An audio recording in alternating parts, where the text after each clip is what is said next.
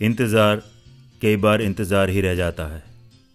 ऐसा ही कुछ हुआ सुबह का इंतज़ार फिल्म के नायक अंजीत कुमार जी के साथ।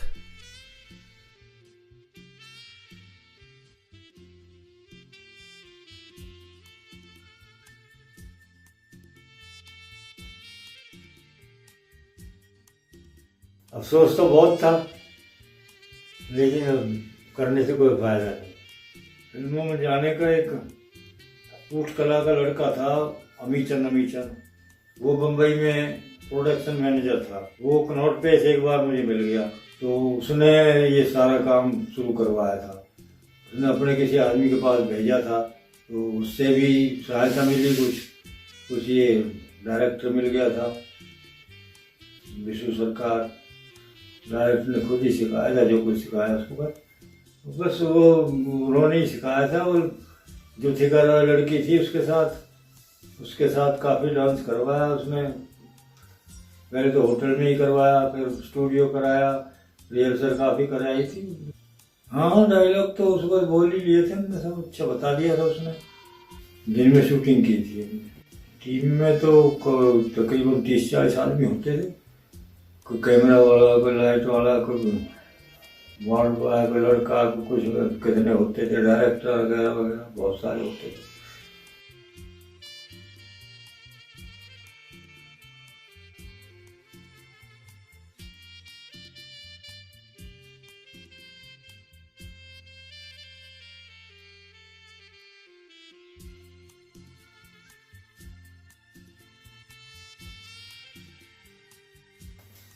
हायर सेकेंडरी यहीं की थी स्कूल में। हमारे साथ ही पढ़ाई के साथ ही ऊपर चला गया था। हायर सेकेंडरी स्कूल हो गया था, पहले मिडिल था, फिर हम जैसे ही आए तो ऊपर हायर सेकेंडरी हो गया।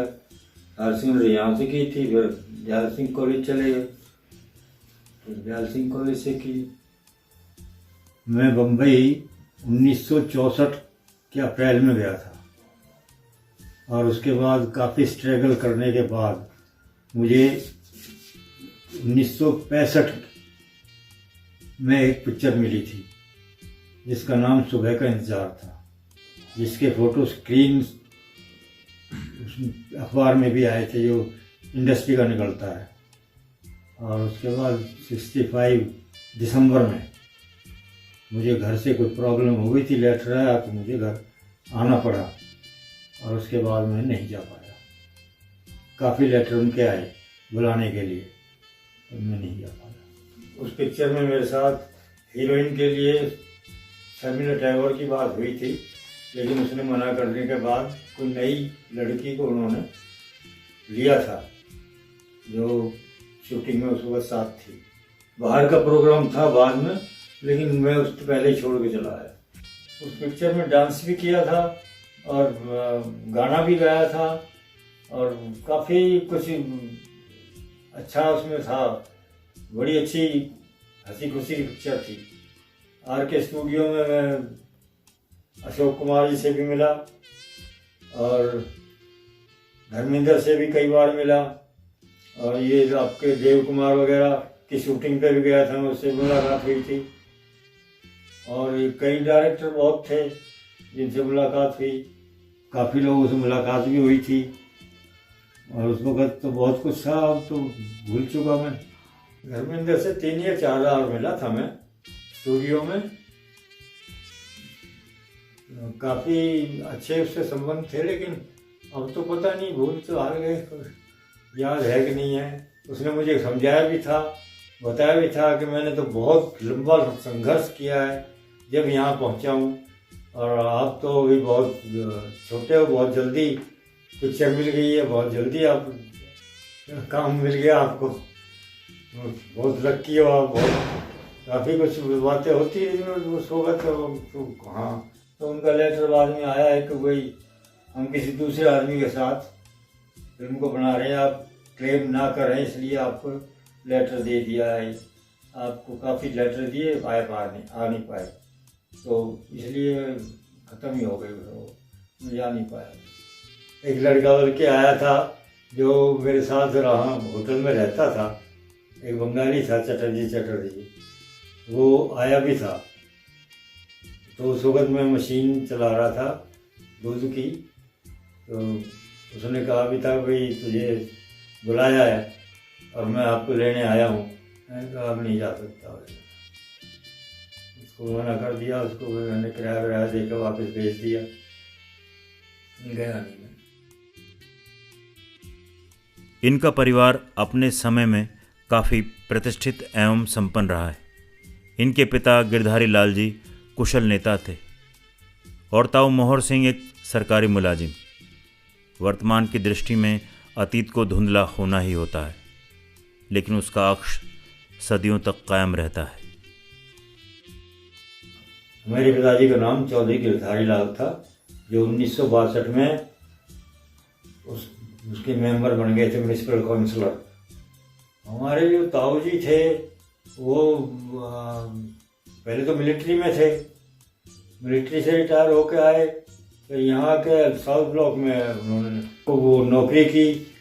अंजीत कुमार के ससुर कर्नल मान सिंह जी सुभाष चंद्र बोस के साथ ही और आज़ाद हिंद फौज में उनके विशेष सहयोगी थे। भारत के प्रथम प्रधानमंत्री नेहरू जी से उनकी अक्सर मुलाकातें होती थी। वो 4-5 साल तक वो चला। उसके बाद पिताजी फिर बुजुर्ग हो गए, वो काम नहीं कर पाते थे। वो कहने लगे इसे बंद करके तू इसी पे आ जा, वो सारा काम ये तरह यहीं आ जाएगा। फिर वो पुरानी डेयरी पे चला गया हूँ, वो 75 तक वो करी। उसके बाद वो भी बंद कर दी हमने। उसके बाद मैं प्रॉपर्टी का करता रहा। यहाँ आने के बाद फिर दिसंबर 65 में आया था और 66 में अप्रैल में मई में 66 5 जून को शादी हो गई थी। उस वक्त 1967 में अटल बिहारी वाजपेयी और ये लाल कृष्ण अडवाणी और एक मीर सिंह था मनीर के का, वो आए थे पिताजी के पास।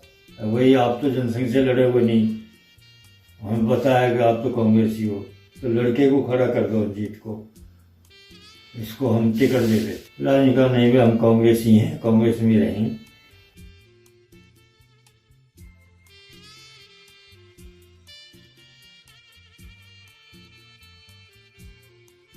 काश सुबह का इंतज़ार फिल्म बन जाती और अंजीत कुमार जी हिट हो जाते, तो आज उनकी पहचान सिनेमा जगत में एक स्टार के रूप में होती। लेकिन भाग्य के खेल भी निराले ही हैं।